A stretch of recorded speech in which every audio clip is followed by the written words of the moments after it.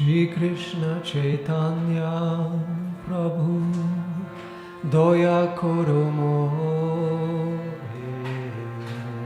Tuma Vina Ke Doya Jagata Sansare Shri Krishna Chaitanya Prabhu Doya Koro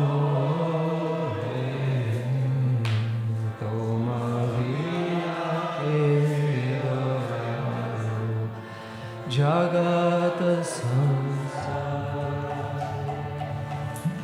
Shri Krishna Chaitanya Prabhu Doya Koro More Tuma Vina Ke Doyaro Jagata Sansare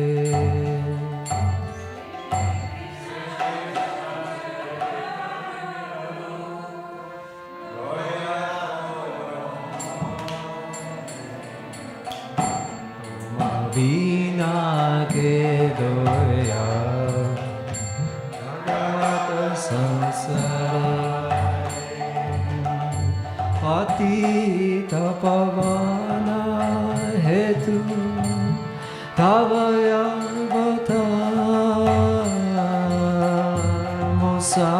Mosamapati Ta Prabhu Napaivaya Patita pavana hetu Tavayavata Mosamapati Prabhu Napaivaya Ha Prabhu Nityananda Premananda Sukhi Balokana Koro Ami Boro Duki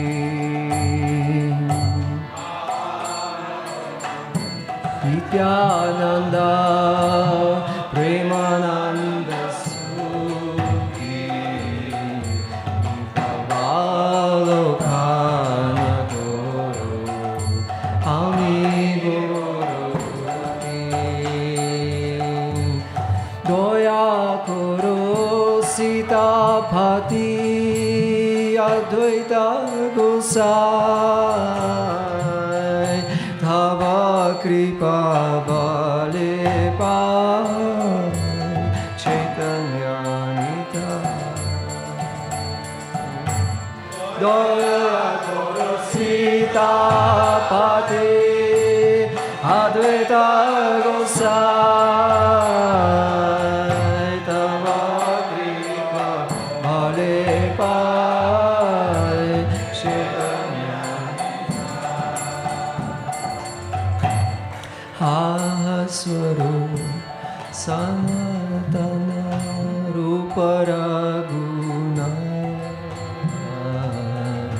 Bhata Juga Shri Jiva Prabhu Lokana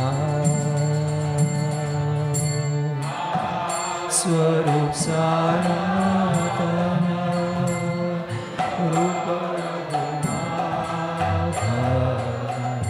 Bhata Yuga Shri Jiva Prabhu Lokana Doya Koro Shri Acharya Prabhu Srinivasa Ramachandra Sangha Maghe Narodamada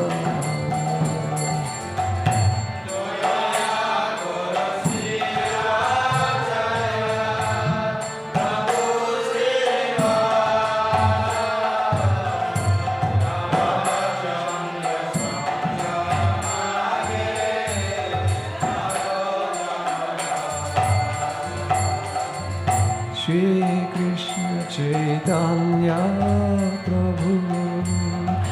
দয়া করো মোরে, তোমা বিনা কে দুলারো জগৎ সংসারে।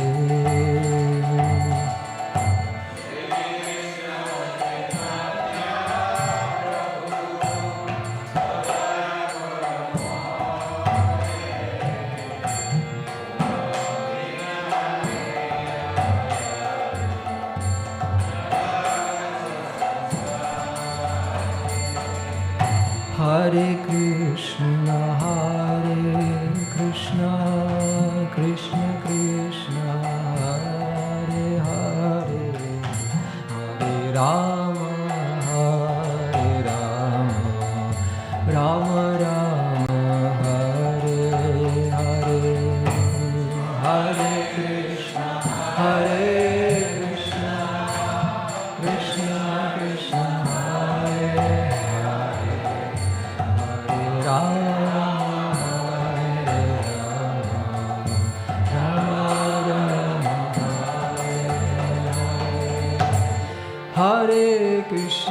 Hare Krishna, Krishna Krishna, Hare Hare, Hare Rama,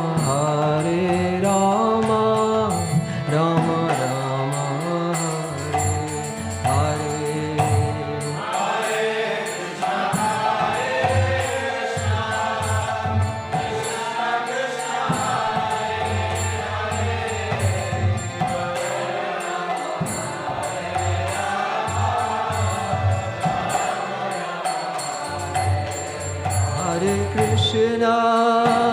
Hare Krishna, Krishna Krishna, Hare Hare, Hare Rama,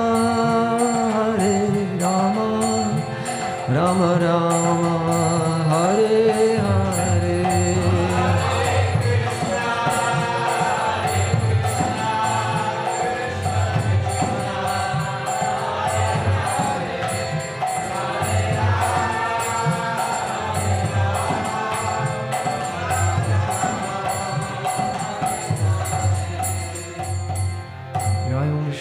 Paramahansa Parivrajacharya Shtotra Satashi Srimad Bhacharanarinda Bhaktivedanta Swami Shri Prabhupada Ki Jai. Jai Om Srimad Paramahansa Parivrajacharya Shtotra Satashi Srimad Shri Bhakti Siddhanta Saraswati Thakur Ki Jai. Anantapati Vaishnava Vrinda Ki Jai. Namacharya Shri Haridas Thakur Ki Jai. Prem Se Prabhu Shri Krishna Chaitanya Prabhu Nityananda Shri Advaita Gadadhara Shivasadi Gaur Bhakta Vrinda Ki Jai. Shri Shri Radha Krishna Gopa Gopinath Mukunda Radha Govardhana Ki Jai, Vrindavan Dham Ki Jai, Mayapur Dham Ki Jai, Jagannathpuri Dham Ki Jai, Ganga Mai Yamuna Mai Ki Jai, Tulsi Maharani Bhakti Devi Ki Jai, Nitai Gaura Premanande, Samavita Bhakta Vrinda Ki Jai. All glories to the assembled devotees, all glories to the assembled devotees, all glories to the assembled devotees, all glories to Shri Guru Maharani.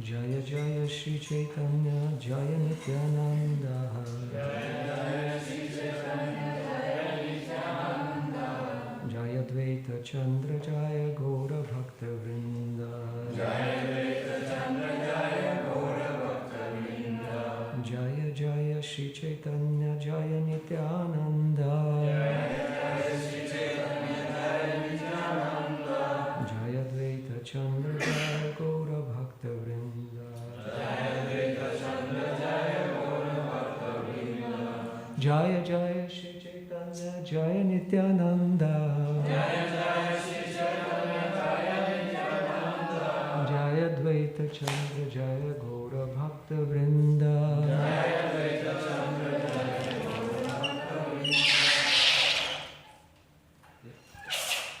Let's try. We're reading from Shri Chaitanya Charitamrita. Adi Lila, chapter 2, Lord Chaitanya, the Supreme Personality of Godhead. Text 54 and 55.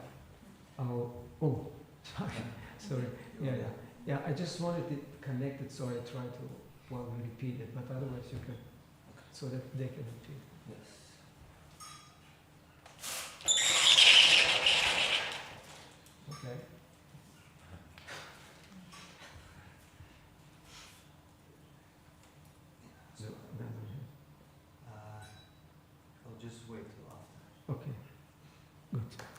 So the 54th verse I will read before we chant. Yadyapi tinaramaya laya vyavahara tathapi tatsparsha nahi shabhimaya para. Although these three features of the Lord deal directly with the material energy, none of them are touched by it. They are all beyond illusion. So these three features of the Lord, we heard last Sunday, are the three Purusha avatars. And so now the verse explains that they are beyond illusion, they are not touched by the material qualities. And the next verse, 55, is a quotation from Srimad Bhagavatam, first canto 11, chapter 38. Etat ishanam ishasya prakritistopi tad gunai na yujyate asadatma sthair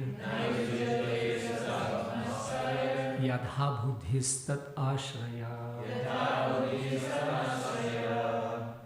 Please repeat. Etat ishayan ishasya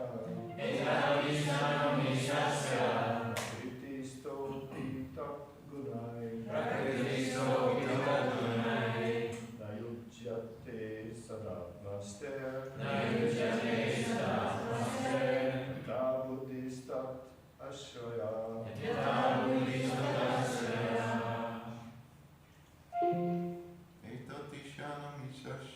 Etat ishanam ishasya kritistopi tat gunai nayujyate sadatmaster yata buddhistat ashraya.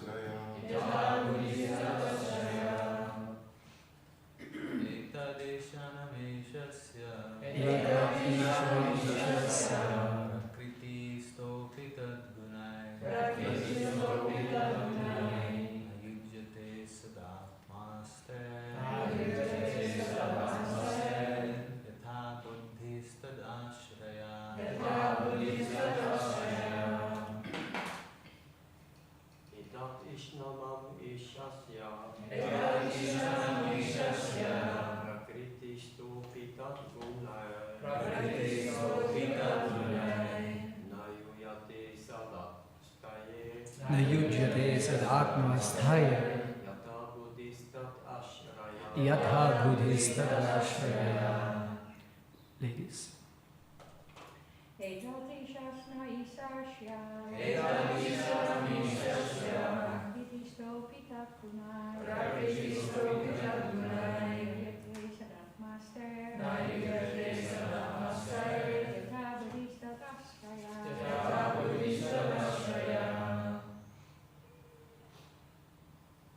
More. Etadishanam ishasya prakritisto gunai nayujyate sadatmastai yata buddhistat ashraya.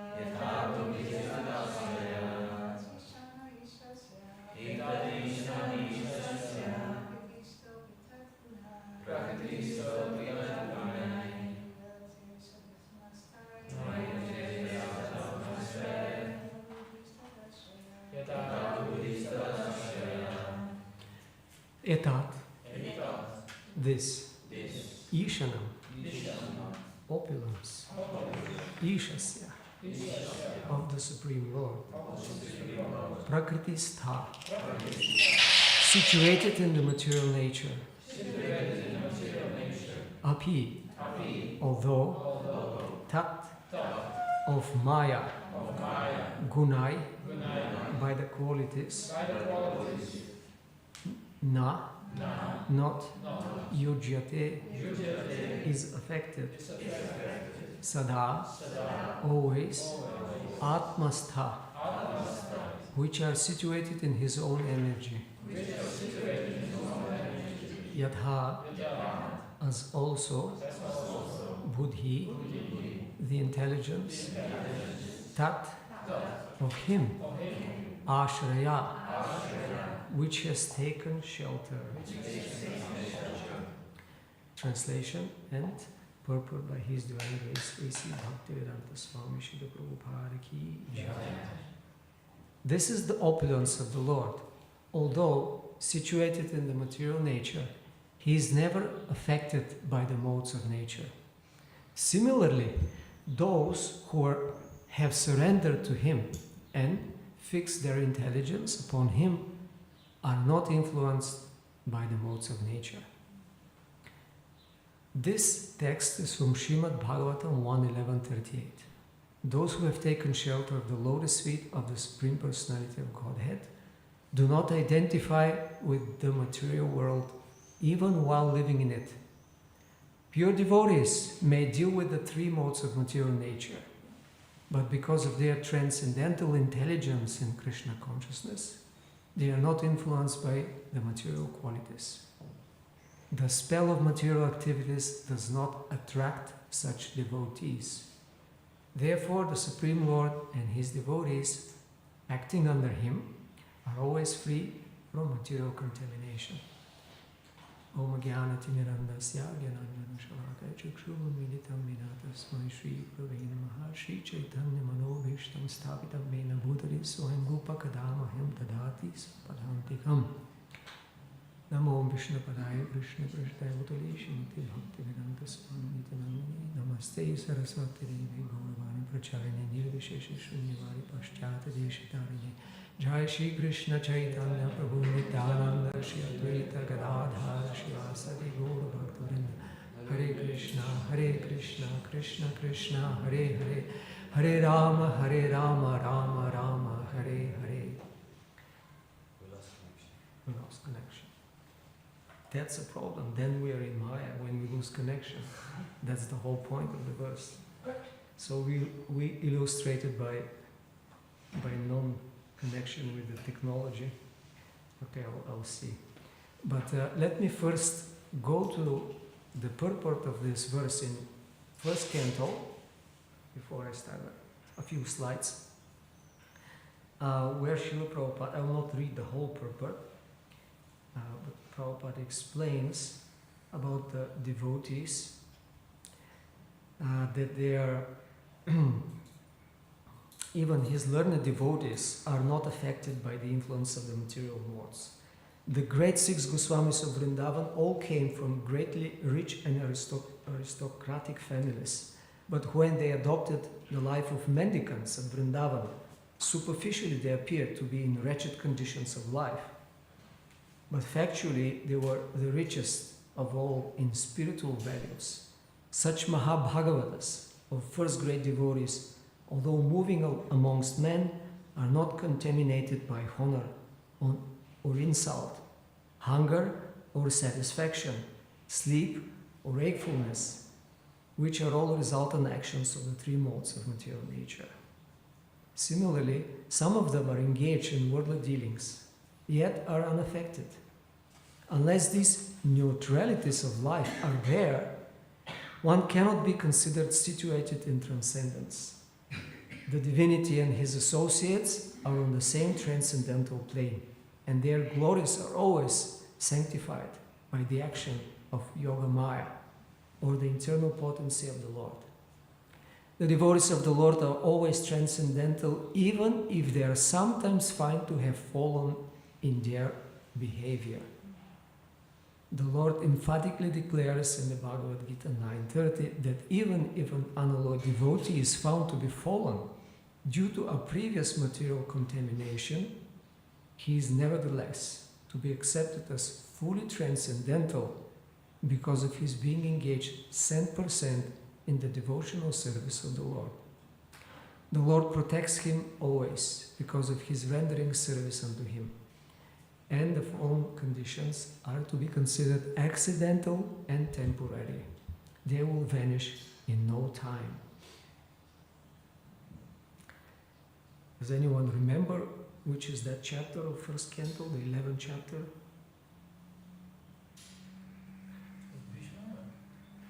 It's a little bit before that.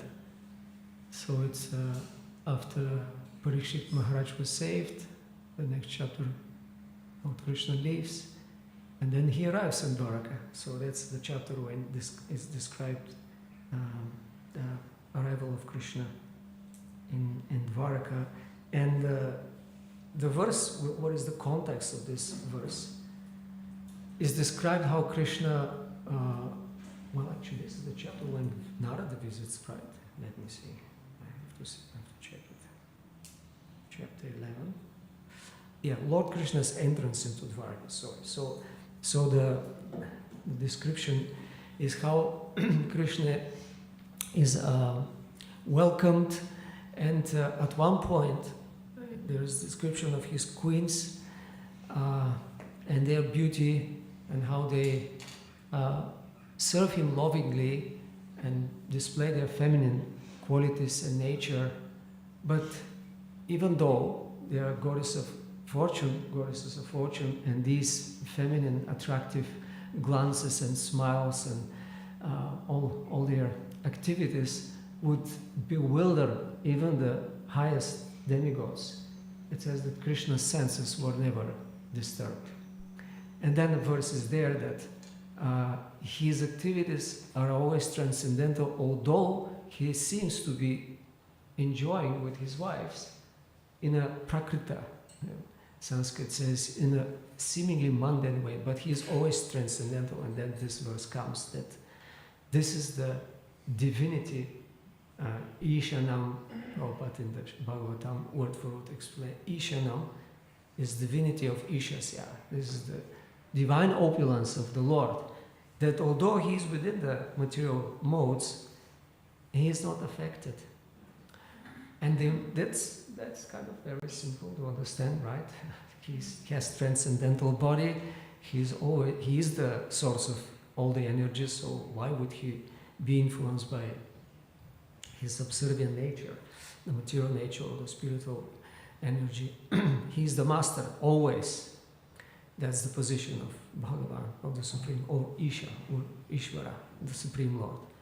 But the verse says not only that, but those who are always situated in Sadatma, Sthaya, always in a transcendental position by surrendering their intelligence, Buddhistat Ashraya, they're always free from the influence of the material mode. So that's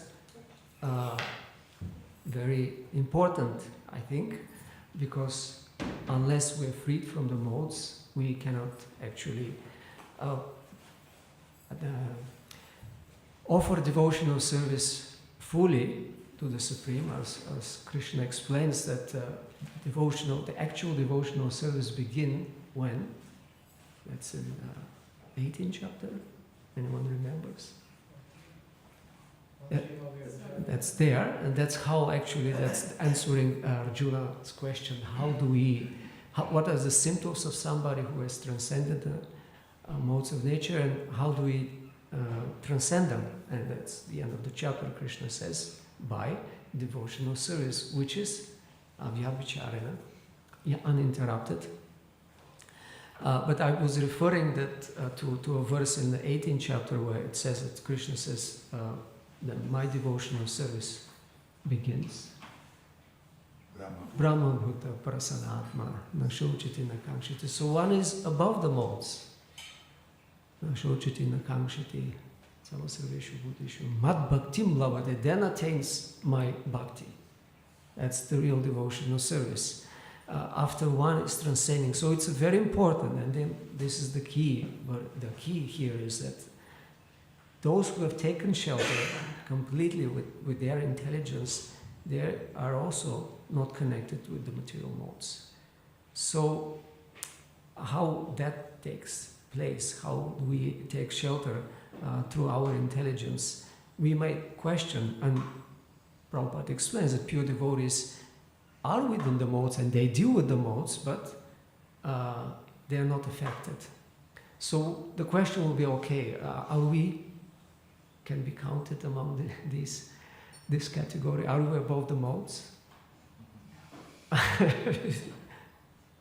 No. No. Maybe, but I will, here I'll start this presentation just to illustrate a little bit. On which level, okay, let's first start with the question, on which level is considered somebody to be above the modes. I'm speaking about the level from Shraddha to Prema in Bhakti Rasamrita Sindhu. Any guesses? Nishta. All right. So Nishta is the level of liberation above the modes. So let's try now to connect. Okay. Shishirana Gopinath ki jai. Okay. So it should be working now. Oh, okay. Present. Loading. What happened? No, how can I go back? Huh? Oh yeah, I went back.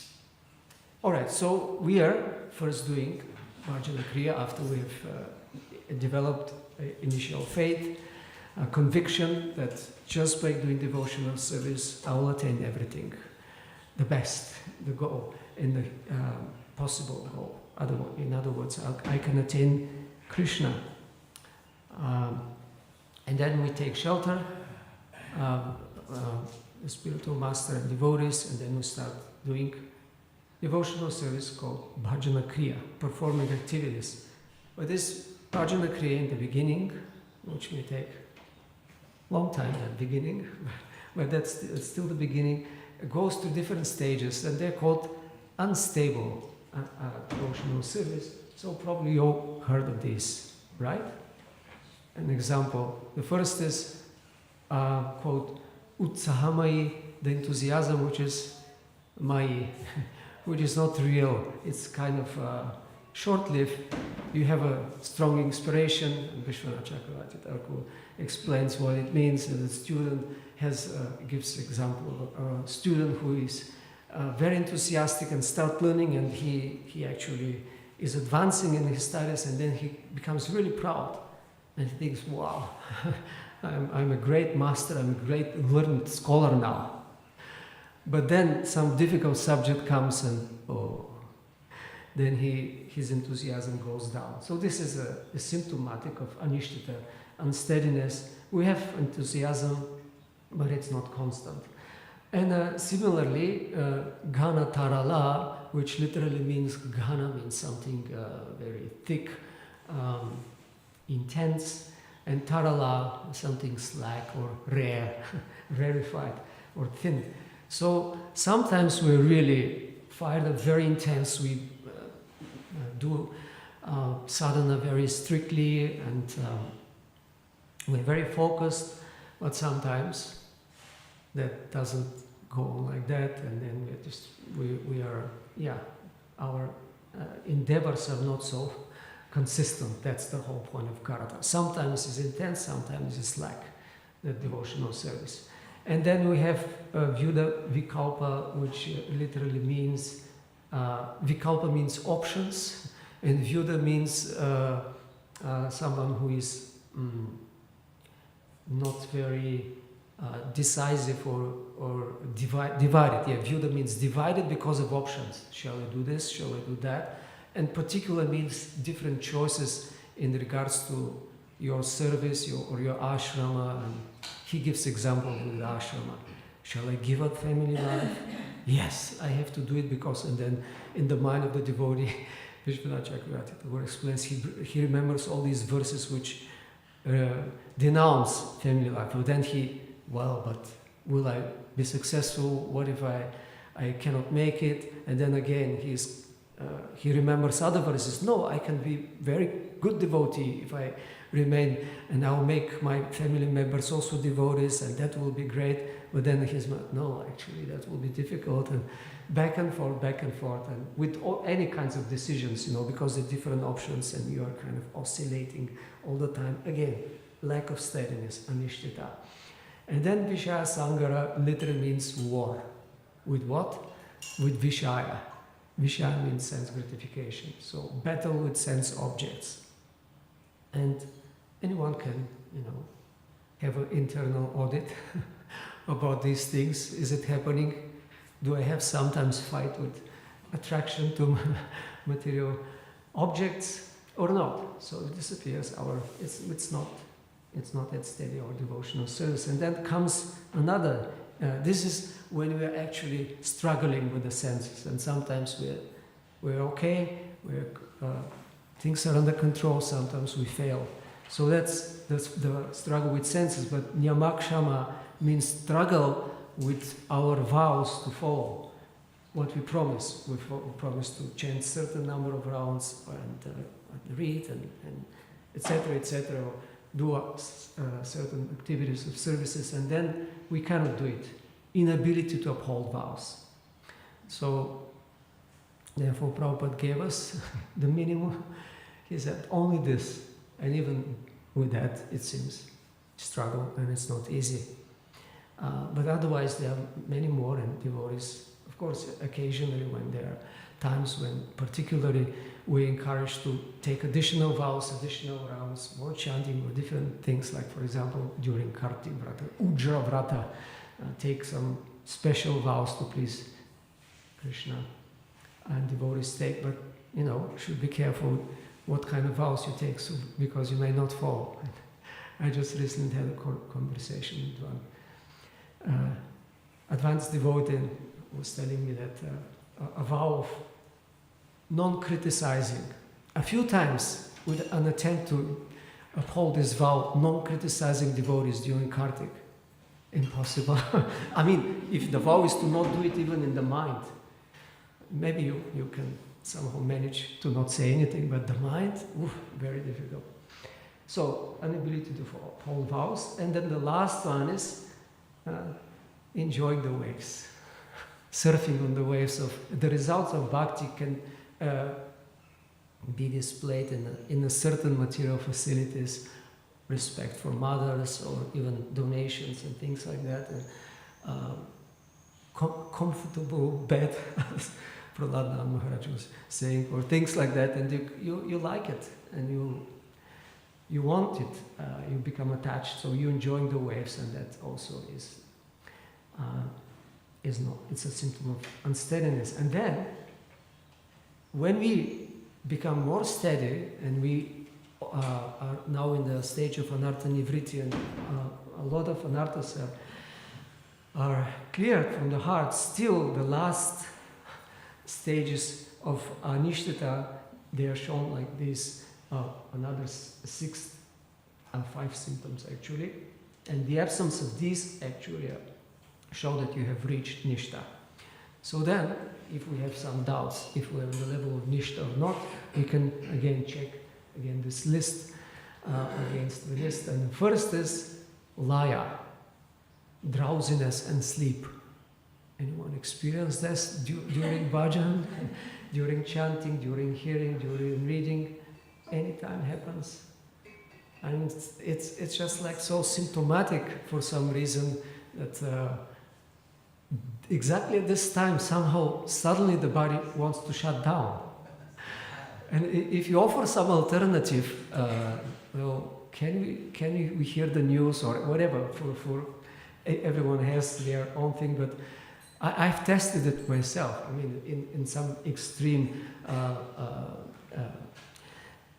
attempts to hear, for example, Bhagavatam for 6-7 hours, and then it takes real concentration, especially if it is in the room with 20 people and the room is small, and it's the end of the rainy season, and it's 98% humidity, and the oxygen is probably 2%. So anyway, the body is just like.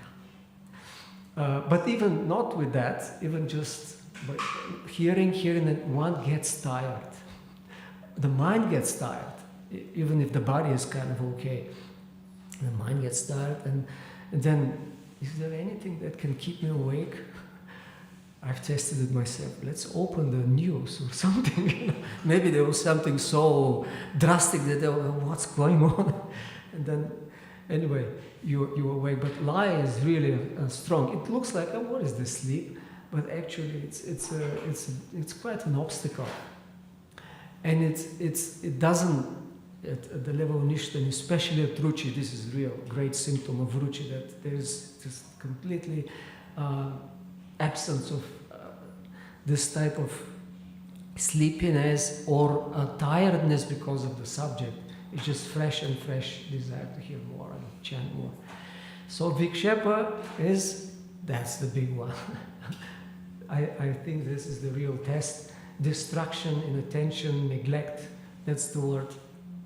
And there is a saying, a story which Srila Bhaktisiddhanta Saraswati said, that Maya will test us. Maya will try to, to bring us down, so that to show us if we're really at the level that we can approach Krishna. So she is doing her service, and he said, if we, so we surrender, and then the more we advance, the Maya will become more enthusiastic to bring us down. And first she'll try us with gross attractions, showing what about this, and things especially we're attracted to before we became devotees. So our weak points, whatever it is, the tongue and all the senses, so some attractions. And then especially success will be if we fail in the vows. So she'll try to fail us in the regulative principles. But if we're steady with that, she'll try to fail us in offenses. And that's very difficult. But even if we somehow make it that we are not offensive, at least on a gross level, then that's what he said, she will try to fail us with distraction. And distraction is really a strong obstacle, especially nowadays, as they say. This is an official. If the previous kind of decade or time it was the industry of entertainment, and now is the industry of distraction. Everybody is hooked by these or any devices. Even devotees, like one guru was telling me, a disciple was complaining, I can't finish my rounds. I'm so wretched. And he said, let's analyze your daily routine. And then he was like, I do this and this and this. And he said, and the bottom line was he was spending 4 hours in social media and no time to finish. And he kind of wasn't aware. They calculated it. Oh my God. So there's a statistic that unfortunately people spend so much time with that every day, and it's destructive. And they spend, of course, billions to make it in a way, all this technology that you will be hooked no matter what you try and how strong. So we have to be very careful. And I know devotees who have an additional vow, don't open the phone or don't turn it on from the plane mode, disconnected before they finish their rounds and reading whatever, after breakfast or something. Otherwise you wake up, the first thing is checking the status or whatever, something. So this is there. And then aprapati literally means non-performance. So it's coming from laziness in the difference, but it's kind of, this is, the sleep is really, you're like unable to do it for some reason, but this one is, you're able to do it, you're not sleepy, you can do it, you're like, I don't feel like. So non-performance because of indifference. And again, I guess everyone can share experience with that. And kashaya is something, literally means to be smeared by some bad things, impurity. Kashaya, you're covered by some old habits, and then it's just, it covered your mind, and you kind of feel, that's not me, but you're covered. Have you that experience? You're feeling, oh, I'm really contaminated, especially if you eat boga or something cooked by non-devotees, or some other way, or you exposed, you hear something or you watch something which is contaminating, and you feel like that's not me. Your mind is covered, and your old things can come, some scars like that. So that's kashaya. And rasasvada means to experience material enjoyment, to enjoy, to extract rasa from material things. So, all these are symptoms of still not reaching Nishta. And we're in Nishta, why we are saying that this is the level of liberation? Because there are 4 anarthas, 4 different kinds of anarthas. And 3 of those are completely eradicated at the stage of Nishta. Then that's real freedom, you know. Can you imagine? And these 3 are all anarthas coming from dushkrita jha, born from dushkriti, from impiety, from previous sinful activities, and these are the kleshas, the ignorance, ego, attachment, hatred, the dualities. So this is all gone, okay, at Nishta. And then even the piety is also sukrita jata. And these are desires or bhukti and mukti. They're all gone. And even those who are born from bhakti, these also anarthas come from bhakti. This is, again, it was mentioned, these are the results from bhakti, and then the results means the externals. You can be given honor, respect, praise, fame, whatever, so, and or labha, some gain. So you actually want this. You want gain, adoration, recognition. So these are all gone completely. It's not absolute. There is some very slight chance that it may come back, but actually complete removal is it doesn't come back. But the absolute comes in the next level. So these are all gone. The only 4th type of anarthas remain, and they go till very late, till bhava actually, until they are actually completely and absolutely removed at prema, when you directly can associate with Krishna. So what are that? What are these type of anarthas? The 4th category? Offenses. Aparadha. So aparadhas go on. So only this is there, but you're already liberated. And the examples of these are given in Bhagavad Gita, and the verse we mentioned already, mamchayo vyapicharana. One is unwittingly or avyapicharana, steady, nishta, engaged in bhakti yoga. That means above the gunas. And also in some verses in the 5th chapter, Krishna explains what means to be situated in transcendence. Brahma nirvana means above the desire, hatred, anger, your mind, yata cetasa, mind is completely under control. Senses are completely, yatendriya, mano buddhi, senses, mind and buddhi and intelligence are completely under control. And vigata, icha, bhaya, krodha. Also, the gone are desires, icha, bhaya, fear and krodha, anger. So that means somebody who is mukta or liberated on that stage.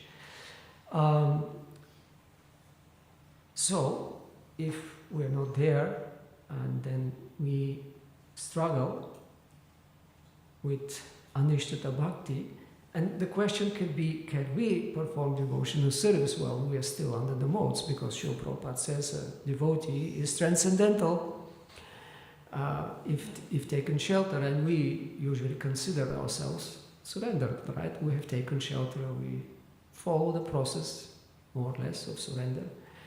And we have taken shelter, but we are not yet above the modes. So is it possible to practice bhakti under the modes? Yes, no, maybe? Yes, but just following the regular principles, rules. Okay. Yes, yes. But particularly, Lord Kapiladev says, there are, in 29th chapter of third canto, there are Bhakti Yoga Bahud Vidho, many pathways. Vidha means ways of doing bhakti, many. And it depends on svabhava guna, on your nature and the gunas which cover you. And so there are different types, and he says Bahu, so many, but he gives 3 examples of the main predominant influence of the modes. So first is, of course, Tamoguna. And if you are influenced by Tamoguna, your bhakti will appear how? Abhisandhaya yohimsa dambham matsaram evava sambrami bhinadrik bhavam mai kuryata satamasa. In your character, things like himsa will come. You'll be violent, you'll hurt others.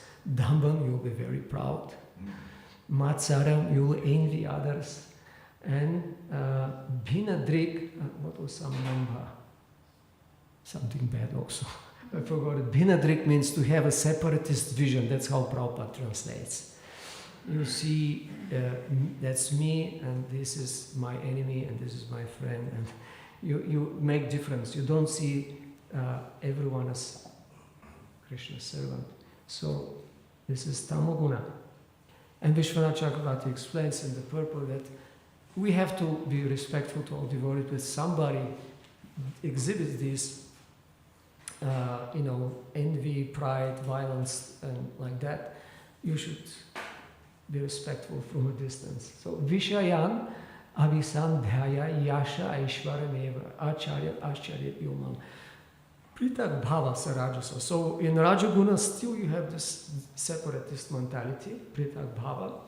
And what are you interested? Yasha, fame, Aishwarya, opulence, and like that. So these things. And you're doing Acha, you are worshipping the deity, but with that in mind. I love to be famous, I love to get some profit from what I'm doing. Okay, so obviously you're interested in something material. And then in Sattva Guna, it's more subtle, but you're still Pritak Bhava Sattvika, still you have the separatist. And here Prabhupada translates separatist mentalities. You have some separate interest from Krishna's interest. And this is the key actually what means to be transcendental to the modes or not. If you still have some separate interest, you are not acting for Krishna all the time. You are acting sometime, and therefore there is a mixture.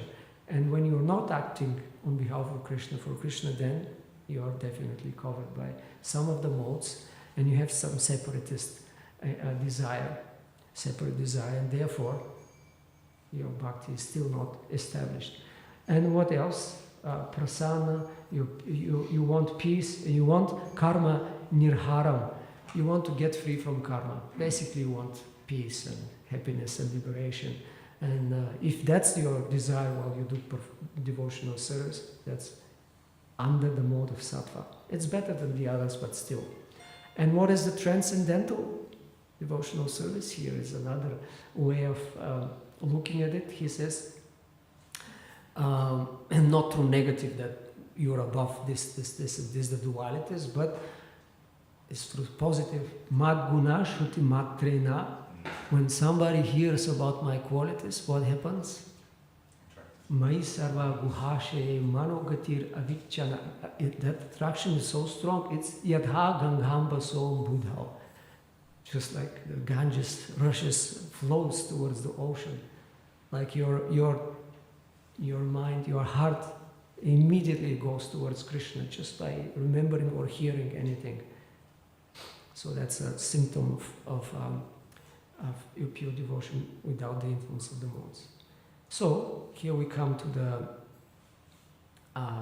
actual part of surrender, how we have to again and again come back to this. And if we're just as very strict and 100% following the first two, then that means already we're in line with Krishna. That's the whole point. If we're completely in line, then we're above the modes and we're protected. And I'll just look over this shortly, but and you all know these 6 symptoms, 6 practices of surrender. But before that, it's just that sentence of Prabhupada. I was intrigued in the commentary of the first canto verse. And he said that devotee is transcendental, even though a fully transcendental and 100% engaged in service, even though he may be sometimes, his behavior may be fallen. So how can you be transcendental and fallen at the same time? Isn't that a contradiction? Looks like a paradox a little bit. And I thought of it and then, okay, how can we explain that? How can you be transcendental and fallen at the same time? And I thought of examples. Do we have examples of devotees?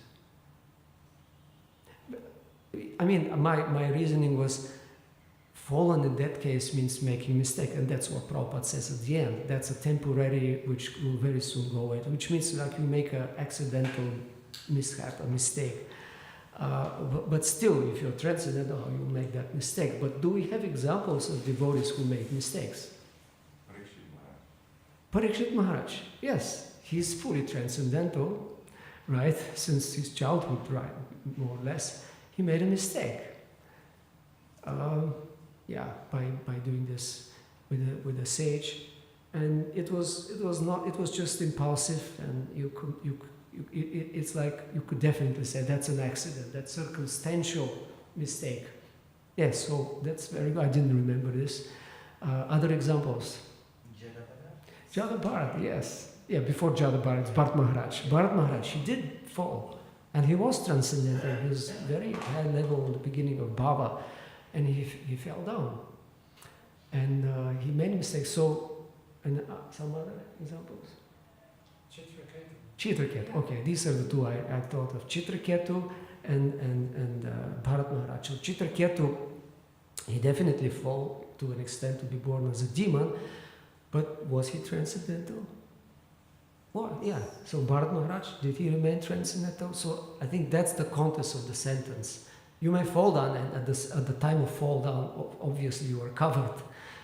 And if that's from a highly advanced level like Bharat Maharaj or Chitraketu, that's an accident, and that's due to offense. And then that explains it. Even if you're on Bhava platform, you can fall. And but that offense in Chitraketu's case wasn't really, he didn't intend it. It was not purposeful. It was really a kind of, a joke. But that was a mistake, and he was covered. He had to be born, but he remained transcendental. So devotees can make mistakes, but they will remain transcendental if they remain fully 100% engaged in service. So that's the thing. You had one problem. I was just thinking about some Examples. some other examples like closer to us, maybe some sannyasis in ISKCON who had a fall down but then apologized and seems to stick to the process.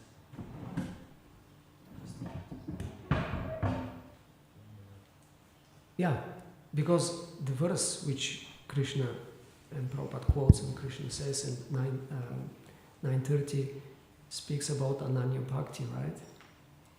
Of pure devotional service, without any other motivation. So that by definition excludes repeated mistakes and sinful activities or anything like that. So yes, such accidental, Prabhupada repeats 6 or 7 times the word accidental in the commentary to that verse, 9:30. So to make it clear, and if somebody is not actually, it's doing devotional service but failing again, that he says at the end, last sentence, he's not a high level devotee, which means he's under the modes and is not transcendental in that sense. But Krishna's point in the verse is that our attitude towards a devotee, even who's making mistakes, should be he's properly situated, he is righteous, such a devotee. That doesn't mean that there will be no consequences for the, if especially these are sinful activities or something which is quite a heavy, which usually it's not implied by the Sudurachara. I mean, it sounds very heavy. Dur means bad, and Sudur means very bad, Achara, but Ramanujacharya means not following your prescribed duties as Sudurachara. That's what the verse means. Okay, we thought means doing something horrible. But, in that kind of culture, and you not performing your duties like horrible thing. And Madhvacharya says that this verse is not at all about devotees, it's about sages and demigods who occasionally make mistakes, Indra makes something or some sage, and like Durvasa, but that doesn't change their position. And Vishwanath Chakravarti Thakur gives some examples, what could that mean, and here is lying, stealing, and adultery. So these are not, you could say, yes, it's a bad, but not like horrible thing which we sometimes unfortunately see. Devotees have done that. But in Vishwanath Chakravarti Thakur says, even if that's repeated, the others should still, if you see the devotee is ananya bhakti, completely 100% engaged, even with the mistake, we should keep the respectful attitude because of the righteous situation of such a person. But the other side of it, where there will be consequences, for sure there will be consequences. The devotee doesn't need to do specific prayaschitta to get rid of the reactions or something, and in the purport to that verse, Vishwanath Chakravarti explains that devotee actually thinks, because of these mistakes I'm making, I have to go to hell, and I'm gladly going to suffer all because of this. So it doesn't mean that's the whole point. As you say, there is repentance, there is an apology or whatever it is, and then if you continue with the service, then that's forgiven. But still, in cases of some severe things like we see, devotees are not excused from being punished, right? And for example, Chota Haridas, and he was punished quite severely by Mahaprabhu to show the example of somebody on such level of renunciation. If making mistakes, there are consequences. And nobody considered him demon. Everybody was respectful. They were considering Samantavya. In the minds, he's a devotee, but he had to suffer the consequences. And even when he committed after 2 years suicide, Mahaprabhu said that was the proper action to be purified. Wow. So, and even another more extreme example, I think, was Gopinath Patanayaka, who was, the brother of Ramananda Rai, and then he mismanaged some money of the Maharaj Pratapurudra, and he had something with his son, basically, and he offered, I'll pay back, but here are some good horses, but the son of the king, the prince, said no, he gave less price, and he was sarcastic, Gopinath Patanayaka, and he imitated. And then the prince became disturbed and said, okay, you go to what was the name of this device? Changa? So they put him over swords, and he was just about to, and then the devotee is running, Mahaprabhu, please save him, he's your pure devotee. And Lord Chaitanya's, why do you ask me? First of all, what he did was something with the money. Yes, he stole from the king, so he deserves the punishment. He didn't say he's a devotee, he's above law. He said, what can I do? And why do you engage me in this material affair? I'm a sannyasi, you want me to go to the king and back, the amount was 200,000.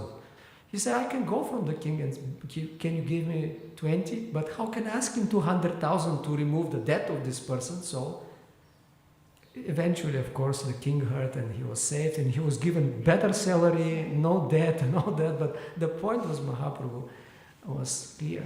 So, yes, devotees are always devotees if they continue to serve, and Krishna will protect them. They will remain transcendental in that sense. But there will be some consequences for these reactions of something improper. But again, we have to be careful. That's the whole point, and always try to line up. And these are the two first principles of surrender, because if we're surrendered, no way of Maya touching us the most. So first is always reject things which are not favorable, and always take the option, line up with Krishna, accept what he likes. If we just do that, reject things which will stop or impede our bhakti, and accept those who are positive, and then have the mode of complete dependence, goptritve, and rakshasi, and faith that Krishna will protect me. And then atma nikshepa means to throw yourself, literally, to give yourself and whatever you have. And then also be karpanya, very humble and meek, and then we are in a secure position.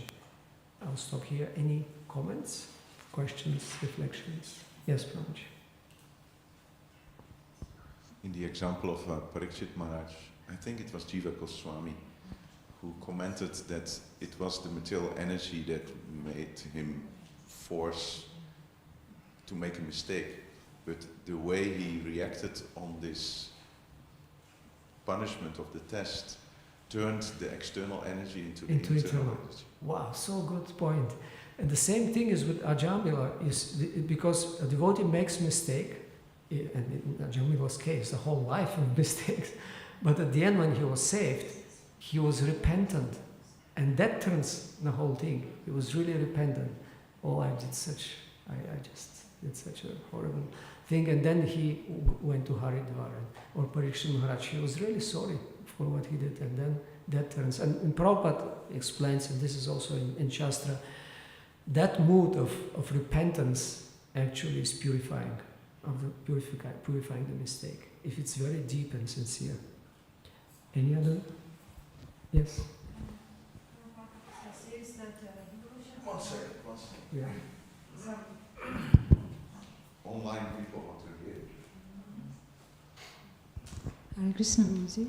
And once we are surrendered and once we are initiated by our pure devotees, like Prabhupada, and once we are the Guru, and then if someone falls down, and Prabhupada says that repentance is also the devotional service. Yeah, and then Guru will give him some sort of punishment, as you are telling, and then but the punishment is through devotional service only, and they will come back. It is so nice that. Yes, it's so nice. It's so nice. But Prabhupada says the Guru will forgive and Krishna will forgive. But it depends on your mood, and it depends how do you do the mistake. So he says once, twice, thrice you will be forgiven, but not anymore. In other words, after that it becomes an aparada, and it's a great obstacle. It's become namno balat papa. It's a sinful mentality. I will continue with my service, and what can you do? I am weak. I will do my mistakes. So you will not be forgiven in that way. I mean, it's not that you will not be able to do service, but because of this aparada, the holy name will not reveal, and then you will be stuck. And you will suffer the reactions. You will not be excused from you. You actually have to suffer, and then hopefully learn from that. Yes?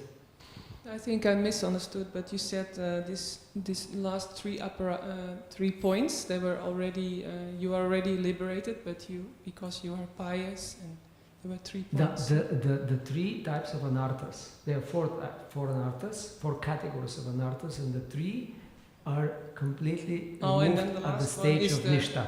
The aparad. Aparada is the 4th.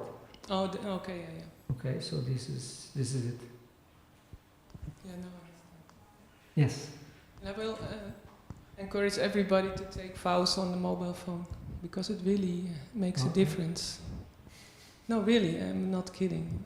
It's just... You can make a proposal to the community. Maybe for with a specific sentence. Maybe like 6 days a week you don't look at the phone before 12 rounds finished or whatever. You can make exceptions, sometimes. You need to make exceptions because you are in material world, and especially when you're not living in a temple. In the temple you can make better vows, maybe. Not better vows, but you can have a higher... Okay. Thank you. You can finish more rounds. Thank you. Yes. Yes, I have 2 questions about experiencing material enjoyment. The first question is, to what extent does this go?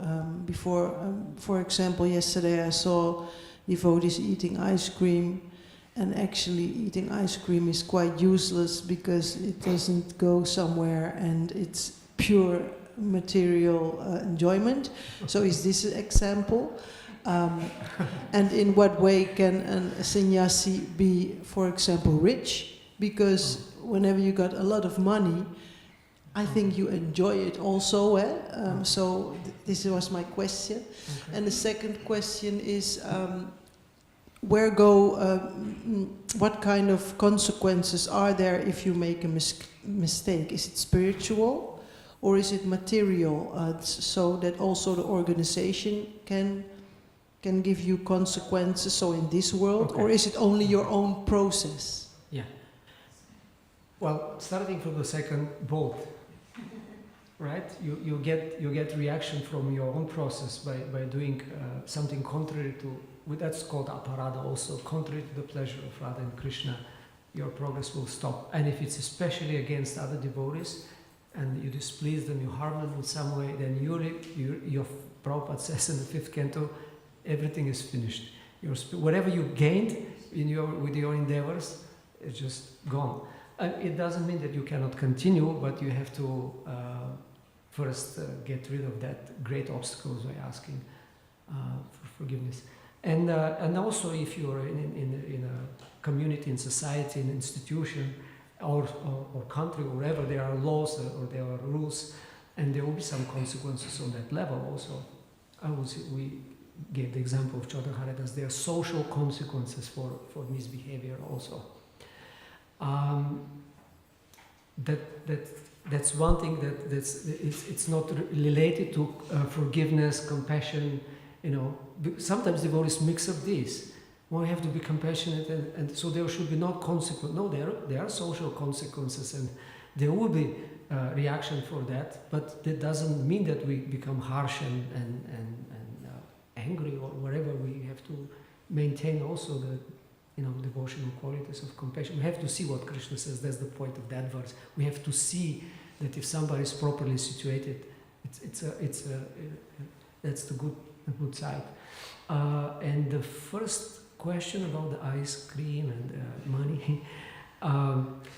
Well, there is a principle of Yukta Vairagya, which Rupa Goswami explains that you renounced, but renounced in a connected with Krishna way. In other words, if you renounce everything and say nothing, I don't touch anything, because it is material energy, it is material, that's a falgu, it's a external renunciation. The real renunciation is when you connect it with Krishna. In other words, if you see anything and everything which is Krishna's energy and you utilize it for Krishna's service, not for your enjoyment, then that's a real renunciation. But this can be misused, of course, and you say, well, in the name of Yukta Vairagya, you can actually start enjoying, and that's what was pointed out here. You get facilities from your position in bhakti, and then if you start enjoying, then your devotional. So these are weeds they grow. You're watering with the hope of you performing bhakti, with the hope of your bhakti lata growing, your plant of devotional service, so that it gives the fruit of prema. But then these weeds start to grow, and if you're not careful, if you start enjoying and surfing the waves, that's a problem. But you cannot judge externally that, really. You cannot say, well, somebody has money, and therefore that's a bad thing, because that money, you mentioned sannyasis, and there are sannyasis who have, I don't know if own or not own, whatever, but like there was recently one wonderful devotee, great preacher, disciple of Srila Prabhupada, passed away.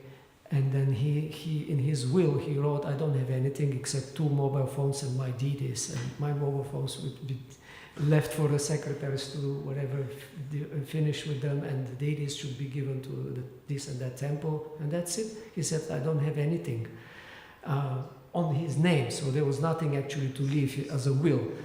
Some may have something in their name, but that's used also is completely for Krishna, not for their personal enjoyment. They have a simple lifestyle, but it's not necessary. You may have some examples where you may see some enjoyment, but we shouldn't be judgmental in that sense. But try to be ourselves good examples. And the ice cream again depends on because enjoyment itself is not a problem. Again, we enjoy Krishna prasadam. We enjoy things which Krishna enjoyed. We are not shunning enjoyment completely, not anything that you can experience and gives you satisfaction or is bad. No, devotees actually are happy but they share the happiness of Krishna, Krishna's satisfaction. So they offer Krishna wonderful food, and then we take it. If they remember Krishna, how, like the example of Chaitanya Charitamrita, they are speaking while taking prasadam, and Mahaprabhu says, "This is amazing. How can this food have such a taste, which normally this ingredient cannot produce this taste?" The only reason and explanation is because Krishna touched it with his lips. And then we can feel it, can taste it. So there's a specific mood of preparation, offering, and then sharing and honoring. That's why we don't say we eat, we honor prasada. So that is okay that there is a ice cream, which is, if it's offered with love, and then you share and honor it and remember Krishna, how he was licking the ice cream, then it is okay. But if you are enjoying it yourself and you completely forget Krishna, and it's like it could sense gratification. And Prabhupada explained that in Act of Instruction, that what it means, control of the tongue. It means taking prasadam, but if you start enjoying prasadam, that's also material enjoyment. It's not enjoying in that sense, overindulging and forgetting Krishna. That's also becomes material. Okay. We have to stop because we have to go to the next program. So we can go in one and one. Thank you very much. Srila Prabhupada ki jai.